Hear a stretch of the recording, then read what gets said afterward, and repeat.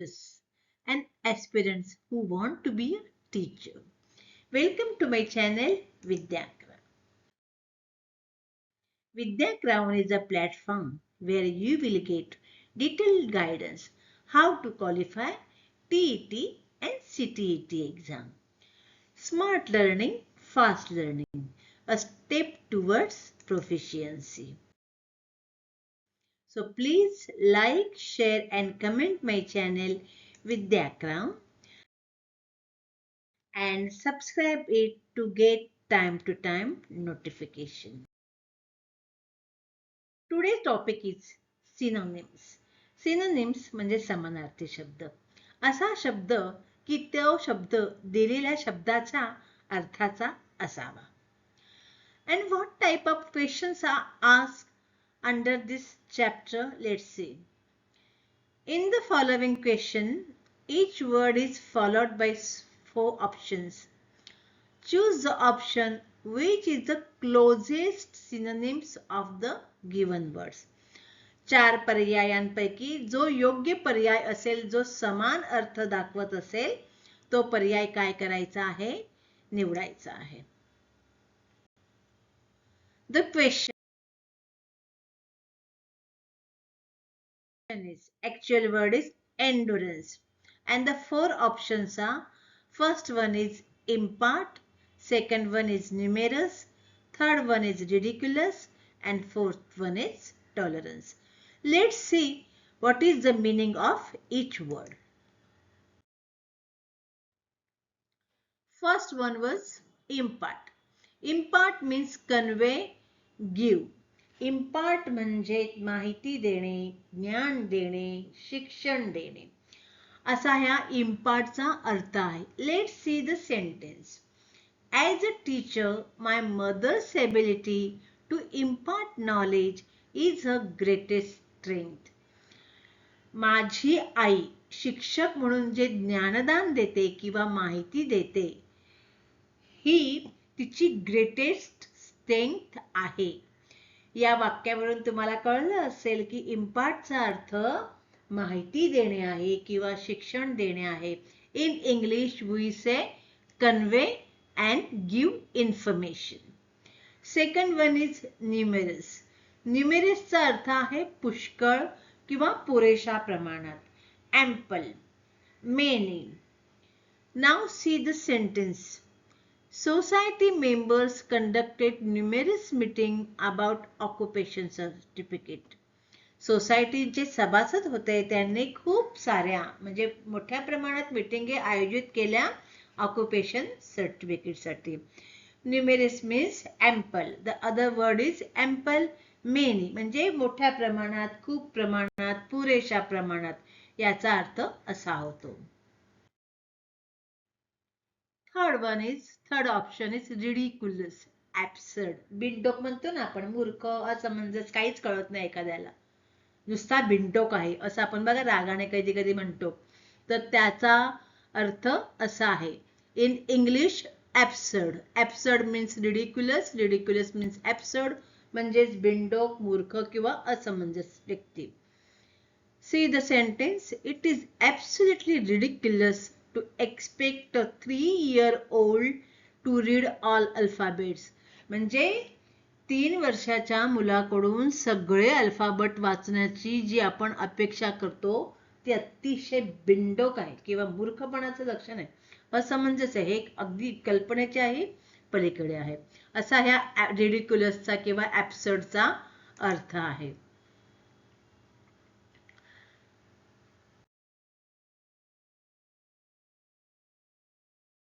And the fourth option is tolerance. Tolerance चा अर्थ आहे पेशन्स. टॉलरन्स म्हणजे सहनशक्ती किंवा असहिष्णुता. स्वीकारणं, जे आहे ते सगळं आपण स्वीकारणं. सहनशक्ती म्हणजे संयम, याचा अर्थ पेशन्स, संयम. आपण पेशन्सचा शब्द नेहमी वापरत असतो, त्याच अर्थाचा शब्द आहे टॉलरन्स. सहन करणे, सहनशक्ती. See the sentence. Yesterday's political rally was a real test of our endurance and stamina. कालची जी राजकीय रॅली होती ती म्हणजे आमच्या सहनशक्तीची खरी आणि स्टॅमिनाची परीक्षा होते. So the meaning of tolerance is patience, सहनशक्ती किंवा संयम. So the endurance चा ही अर्थ आहे सहनशक्ती, टॉलरन्स किंवा पेशन्स. तर ह्या चार मध्ये आपल्या उत्तराचा पर्याय आहे fourth one, tolerance. The answer is tolerance. Now the next word is fabulous, and the options have given remarkable, ominous, intricate, and pedagogue. Just see the meaning of all words.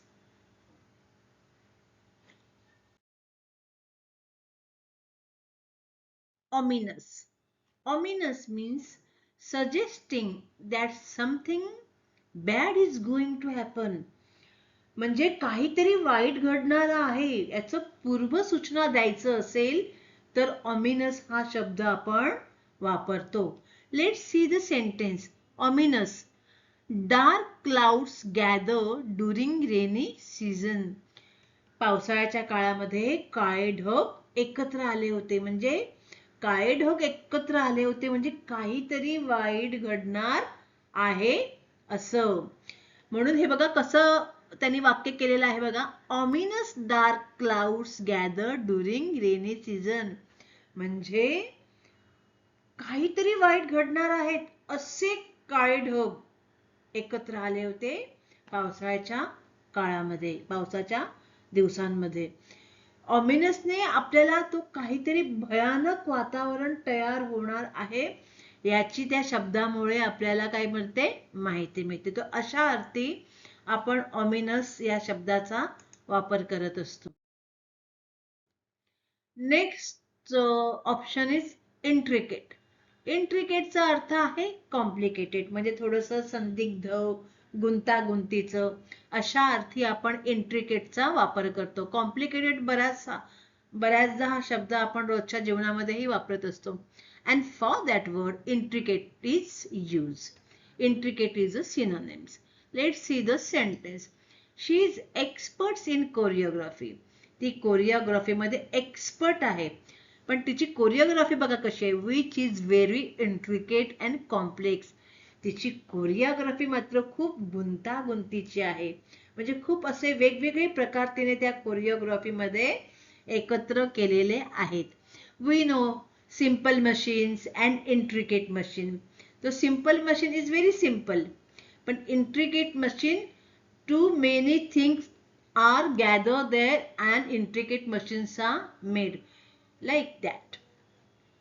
Third one is pedagogue. Pedagogue is a teacher, tutor or educationist. म्हणजे शिकवणी घेणारा, शिकवणारा, शिक्षण तज्ञ या अर्थी आपण पेडागॉगचा उपयोग करत असतो. Let's see the sentence. Maria Montessori, a renowned pedagogue, inspired creativity and critical methods of learning. Maria Montessori, आपण सगळ्या शिक्षकांना मॉन्टेसरीचं सगळ्यांना माहितीच आहे आणि त्यांच्या नावावरच मॉन्टेसरीला म्हणजे बालवर्गाला मॉन्टेसरी म्हटलं जातं. तर ह्या प्रसिद्ध एज्युकेशनिस्ट होत्या. त्यांनी कुठल्या गोष्टींना प्रोत्साहन दिलेलं आहे तर मुलांच्या क्रिएटिव्हिटीला आणि क्रिटिकल मेथड्सच्या लर्निंगला. तर त्या एज्युकेशनिस्ट होत्या या अर्थी आपण हा पेडागॉग हा शब्द वापरलेला आहे. Now see the fabulous. Fabulous, this word is also we are using in daily life. For the words there are synonyms: remarkable, marvelous and amazing. आता याचा अर्थ आहे खूप छान, म्हणजे अविश्वसनीय. एखादी गोष्ट, एखाद्याचा परफॉर्मन्स बघितला डान्स मधला किंवा गाण्यामधला तर तो एक अविश्वसनीय असतो. रे बाप रे काय परफॉर्मन्स झाला. सहज शब्द जातो fabulous, remarkable, wow, marvellous, amazing. तर या अर्थ आपण फॅब्युलस हा शब्द वापरतो, म्हणजे अविश्वसनीय परफॉर्मन्स, अविश्वसनीय गोष्ट अशा अर्थे. Let's see the sentence. My teacher gave fabulous opportunity to learn advanced English. माझ्या शिक्षकांनी मला ॲडव्हान्स इंग्लिश लर्निंग करण्यासाठी खूप सुरेख विलक्षण अशी संधी दिलेली आहे. ती तिला सहज मिळणार नव्हती, पण ती तिला मिळालेली आहे. या अर्थी आपण फॅब्युलस म्हणजे बापरे, अमेझिंग अमेझिंग असं शिकणं खूप कठीण होतं आणि ते मला मिळालं. माझ्या कल्पनेच्याही पलीकडचं, अविश्वसनीय. For this to indicate such meaning we use the word fabulous. And what was the question? Fabulous. For that the answer is remarkable. Okay. The third one is flourish, and the options are: first one is kinship, second one is magnificent, third one is prosper, and fourth one is meticulous. Let's see the meaning of every word. Kinship. Kinship means relationship, म्हणजे नाते संबंध. Kinship हे रक्ताचं नातं असतं बहुतेक. तर how to make sentence from this word? He is claiming kinship with them. तो त्याच्या बरोबर रक्ताचं नातं आहे असं तो दावा करत आहे. किनशिप म्हणजे नातेसंबंध. या अर्थी येथे किनशिपचा वापर केलेला आहे. Next one is magnificent. Magnificent means grand, splendid. Magnificent म्हणजे असं भव्य दिव्य असतं ना, म्हणजे भव्य राजवाडे, भव्य भरजरी कपडे, भव्य. आता बघा आपण पाहतो की लग्नांमधले एंट्री सुद्धा किती भव्य दिव्य असतात. तर असं भव्य एंट्री, ब्राईड अँड ब्राईडग्रूम्सची मॅग्निफिशंट एंट्री. तर अशा प्रकारे भव्य दिव्य दाखवण्यासाठी आपण ग्रँड, स्प्लेंडिड आणि मॅग्निफिशंट या शब्दांचा वापर करतो. खूप सुंदर, असं छान, अशा अर्थी आपण तो वापरतो. Let's see the sentence. The scenery of the Himalaya mountain is truly magnificent. Himalaya माउंटनचं जो दृश्य आहे, देखावा आहे, हा खरंच भव्य दिव्य आहे. कारण हिमालय असा खूप रुंद पसरलेला आहे आणि त्याच्या देखण्या रूपाला मॅग्निफिशंट हाच शब्द योग्य आहे. असं म्हणजे खूप भव्य दिव्य देखणं असेल तर आपण मॅग्निफिशंट हा शब्दाचा वापर करतो. Next one is meticulous. Meticulous म्हणजे डिलिजंट किंवा केअरफुल, खूप काळजीपूर्वक किंवा दक्ष. एखादी गोष्ट आपण बघा खूप काळजीपूर्वक करतो. समजा प्रयोगशाळेत आपण काम कसं करतो, खूप काळजीपूर्वक करतो. किंवा एखाद्या गोष्टीला आपल्याला खूप मार्क मिळवायचे असतील तर ते आपण कसं करतो काम, काळजीपूर्वक करतो. आता बघा मी असंही म्हणू शकते की Sachin Tendulkar was indeed known for his meticulous batting. Sachin तेंडुलकरला आपण त्याच्या दक्ष बॅटिंगसाठी, केअरफुली तो बॅटिंग करत असतो. किंवा विराट कोहली, त्याच्यासाठी आपण ओळखतो. कारण त्यांना माहित असतं की आपल्या बॅटिंगवरच स्कोर अवलंबून आहे, जिंकणं अवलंबून आहे. हे असं काळजीपूर्वक जेव्हा केलं जातं तेव्हा आपण मेटिक्युलस या शब्दाचा वापर करतो. See the another example. C.V. Raman is known for his meticulous research, leaving no fact unverified. C.V. Raman हे सुद्धा मेटिक्युलस रिसर्च साठी ओळखले जातात. काळजीपूर्वक रिसर्च करणं, लक्षपूर्वक रिसर्च करणं, दक्ष असणं, त्या रिसर्च साठी C.V. रामनना आपण या शास्त्रज्ञांना ओळखतो. म्हणजे लिव्हिंग नो फॅक्ट अनव्हेरिफाईड म्हणजे कुठलंच फॅक्ट ते अनव्हेरिफाईड म्हणजे चेक केल्याशिवाय सोडत नव्हते. प्रत्येक गोष्ट ते रिचेक व्हेरीफाय करायचे. त्यामध्ये विश्वसनीय व्हायचं, रिअलिस्टिक व्हायचं, इनक्रेडिबल व्हायचं, मेटिक्युलस व्हायचं.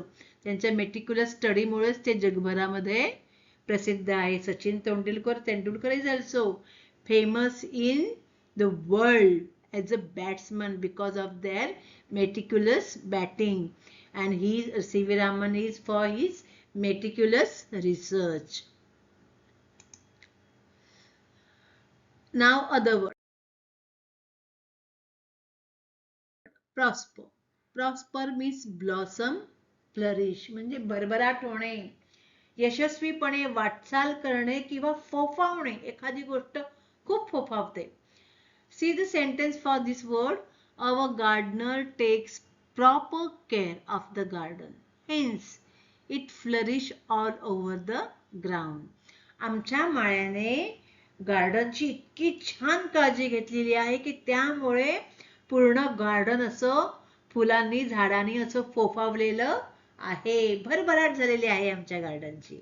प्रॉस्पर मीन्स ब्लॉसम, भरभराट होणे, फोफावणे, फ्लरिश, यशस्वीपणाकडेच वाटचाल करणे, या अर्थी आपण प्रॉस्परचा वापर करत असतो. Next one. मग आता ह्या फ्लरिशचा अर्थ आहे प्रॉस्पर. म्हणजे आपण प्रॉस्परच्या ऐवजी फ्लरिश हा शब्द वापरू शकतो. फ्लरिश मीन्स प्रॉस्पर किंवा ब्लॉसम म्हणजे भरभराट, फोफावणे, यशस्वीपणाकडे वाटचाल करणे.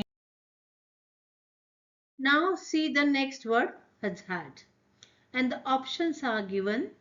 First one is risk, second one is vigorous, third one is rich, and fourth one is stubborn. We will see the meaning of it. First one, risk. Risk is a word we use in daily life. It is danger or hazard.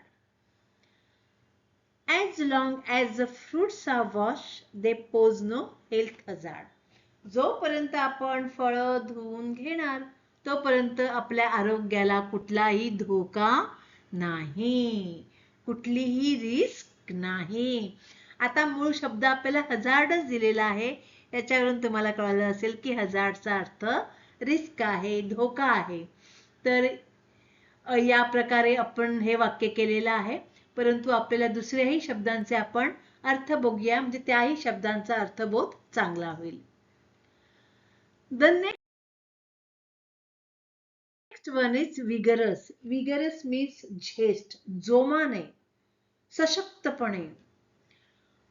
The sentence is a leader's vigorous speech always motivates audience.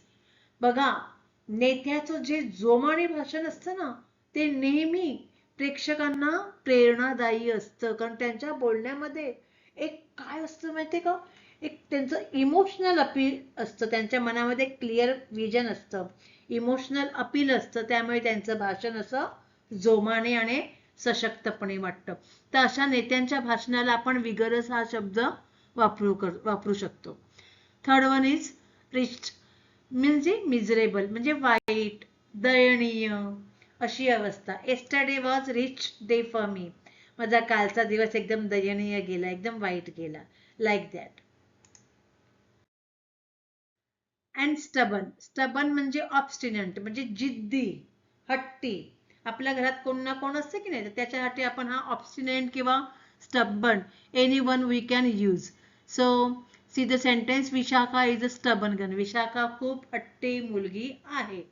We can make my brother is stubborn, my sister is obstinate, my friend is obstinate, she is stubborn.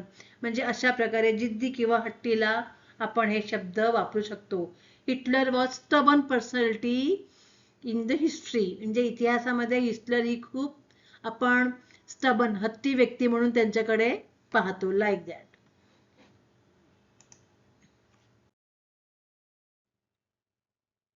So the meaning of hazard is risk, धोका. याचा हजारचा अर्थ आहे धोका. So thank you and please like, share and comment my channel and subscribe it to get notification time to time. And thank you for watching my video and wish you all the best.